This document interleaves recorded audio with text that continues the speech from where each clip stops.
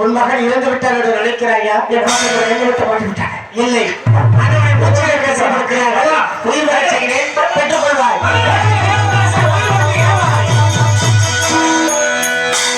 காசிராசன் மகன் கனகவேந்தனை உயிர் வர செய்கிறேன். மீண்டும் அவரது நாட்டிற்கு சென்று நாடு நகரை ஆட்சி செய்வாயாக. முடியாது என்பதாக மறுத்தான். சத்தியத்திலிருந்து விலகியதாக ஆகிவிடும். ஹரிச்சந்திரா, உன்னை பொறுப்போட்டு பார்த்தார்கள், அதில் நீ வெற்றி கண்டு விட்டார். உனது உலக வரிசையில் வெற்றி கண்டு விட்டார். விஸ்வாமித்திரர் தோல்வி முகத்தோடு சென்று கொண்டிருக்கிறார். விஸ்வாமித்திரர் உன்னிடத்தில் போய் வாங்க முடியவில்லை என்றால் அவருடைய தவப்பலத்தில் பாதி உனக்கு அளிப்பதாக வாக்குறுதி அளித்திருந்தார். அந்த பாதி தவப்பலன் உன்னை வந்து அடைந்தது. நீயே தண்ணிய நானாய்.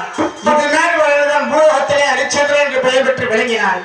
இனிமேல் 14 உலகமும் நீயே ஹரிச்சந்திரன்.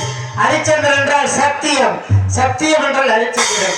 ஹரிச்சந்திரா, இந்த நாட்டை நாங்கள் பார்த்து யாருக்கு கொடுத்தாலும் உனக்கு சம்மதம் தானே? தாங்கள் பார்த்து யாருக்கு கொடுத்தாலும் எனக்கு சம்மதம். அப்படி என்றால் தேவர் மூவர் அனைவரும் பார்த்து உனக்கே மகனும் சுட்டி வைக்கிறோம். உனது மகனோடு சிறிது காலம் இருந்து விட்டோம். மீண்டும் உயிரோடு உடனடியாக சொர்க்க பதவி அடைவீர்களாக. அயோத்தி நாட்டுக்கு அரண்மனைக்கு வாருங்கள். தங்களுடைய கிரகத்தினால் மணிமுடி ஏற்றி வைக்கிறீர்களா? அப்படியே ஆகட்டும்.